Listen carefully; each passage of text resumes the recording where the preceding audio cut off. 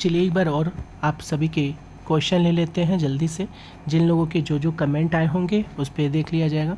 तो सबसे पहला कमेंट आप यहाँ पे देख रहे हो, सबसे पहला कमेंट जो है वो नारा जी का है।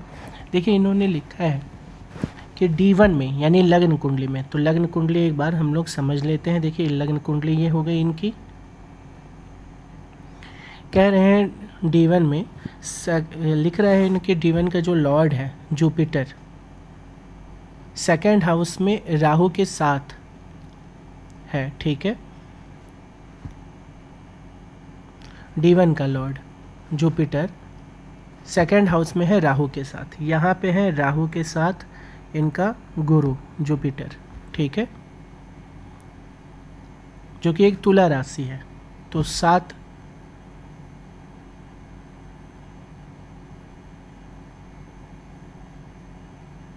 चलो तुला में है, यानी यहाँ तुला है इनका, ठीक है, यानी ये 6 नंबर है। और ये बात कर रहे हैं 12 नंबर की, यानी कि ये 7th हाउस की बात कर रहे हैं।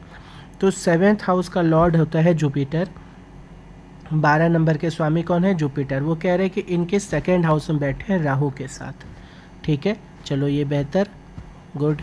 फिर कह रहे हैं इनके जो D9 का लॉर्ड है 8th हाउस में सूर्य के साथ बैठा हुआ है। चलो ठीक है, अब D9 की बात कर रहे हैं कि D9 में इनका स्वामी 8th में चला गया है सूर्य के साथ। कोई बात नहीं, इससे कोई लेना देना नहीं है, ये लग्न कुंडली के लिए होता है, ठीक है।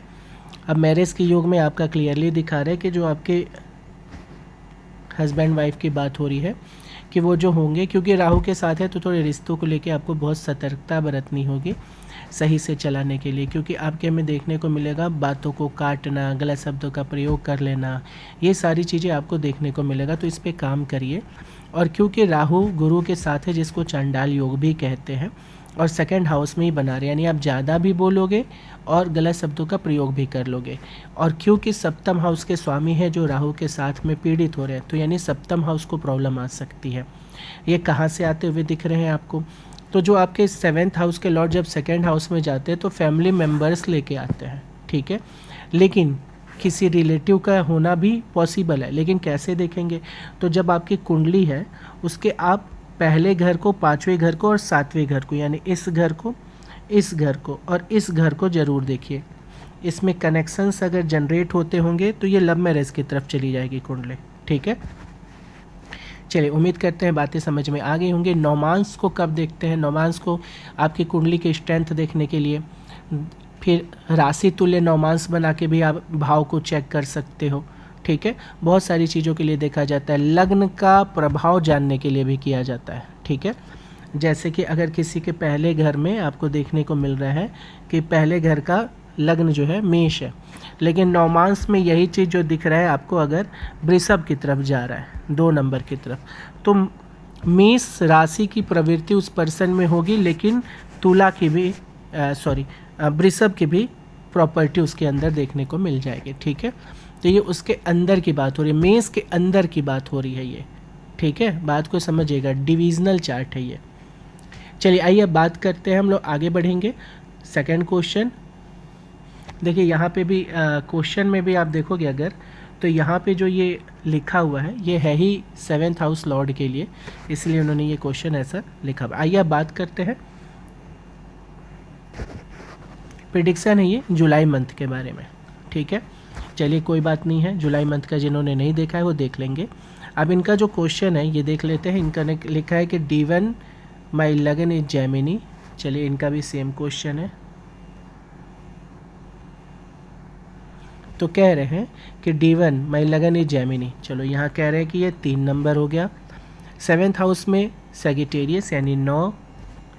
7th हाउस लॉर्ड जुपिटर जो है वो लग्न की जेमिनी इज इन लग्ना इन जेमिनी। कह रहे हैं ये जो जुपिटर है वो पहले घर में बैठा हुआ है, ठीक है। तो चलो हमने यहाँ जुपिटर भी लिख दिया, जुपिटर में बैठा हुआ है, आद्रा में है राहु के नक्षत्र में, ठीक है।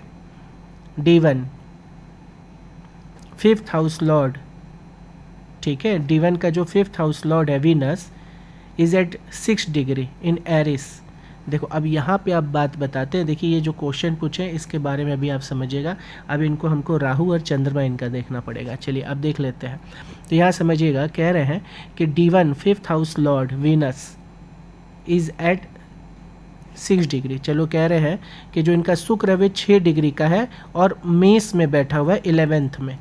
तो यहाँ 2 होगा तो यहाँ 1 हो जाएगा, और यहीं पे कह रहे हैं इनका शुक्र बैठा हुआ है, ठीक है, सिर्फ 6 डिग्री का है, ठीक है, और कोई बात नहीं है, 11th हाउस में बैठा हुआ है। और इनके कह रहे हैं कि ये साथ में इनके मार्स भी बैठे हैं 27 डिग्री के साथ। मंगल का मुक्ता बढ़ा दिया ना, चलो कोई बात नहीं। फिर कह रहे हैं कि D1 और 5th हाउस जुपिटर के द्वारा देखा जा रहा है। 5th हाउस को जुपिटर देख रहा है, बिल्कुल देखेगा, 5th हाउस देखेगा, है ना। अब इनका अगला जो है, बड़ी बातें लिख दी हैं इन्होंने,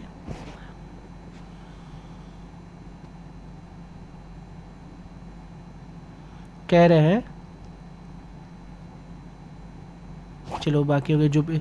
जुपिटर जो डेवलेटेड है 9, ठीक है। अब ये कह रहे हैं D9 में जुपिटर को प्रॉब्लम हो गई, ठीक है, और फिर ये D9 को आपको हम इससे जोड़ के देख रहे हैं। नहीं देखिए, एक चीज़ आपको पहले बता दें, लग्न अलग चीज़ है, इसके डिविजनल चार्ट होते हैं। बाकी लग्न को पहले जानिए, पढ़ना कि लग्न क्या कह रही है। कॉन्फर्मेशन के लिए अगर आपको जाना है डिविजनल चार्ट में तो आप जा सकते हो, जैसे ऊपर गलती की है, तो ऐसे नहीं करते।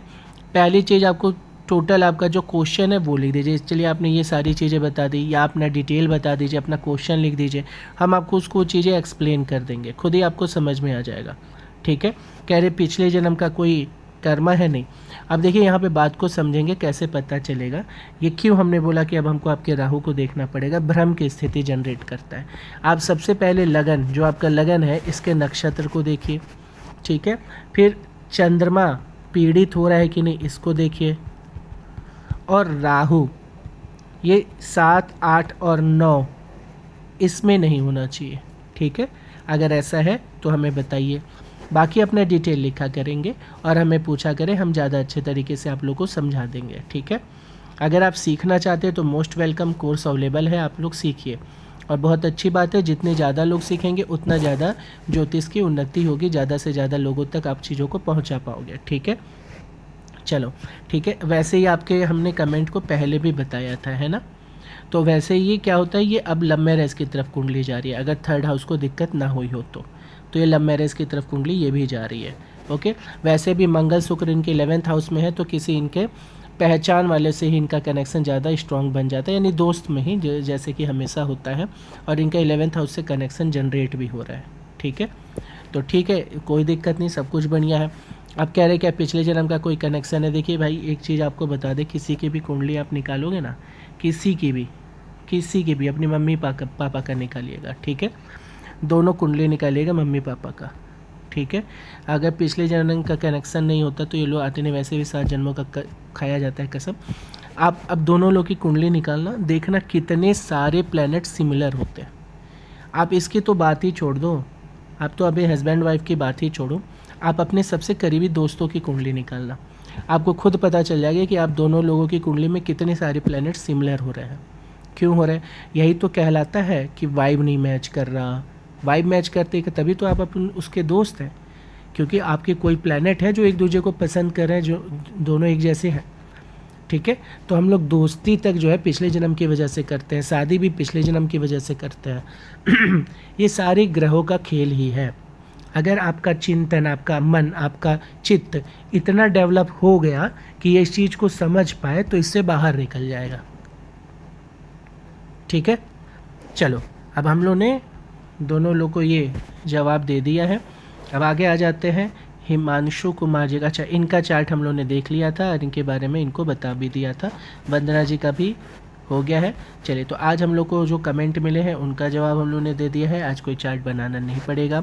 अगली बार फिर देखेंगे किसका कमेंट है और क्या क्वेश्चन पूछना चाहते हैं, और उस पर हम लोग फिर से वीडियो बनाएंगे। तब तक के लिए आप सभी को शुभ रात्रि।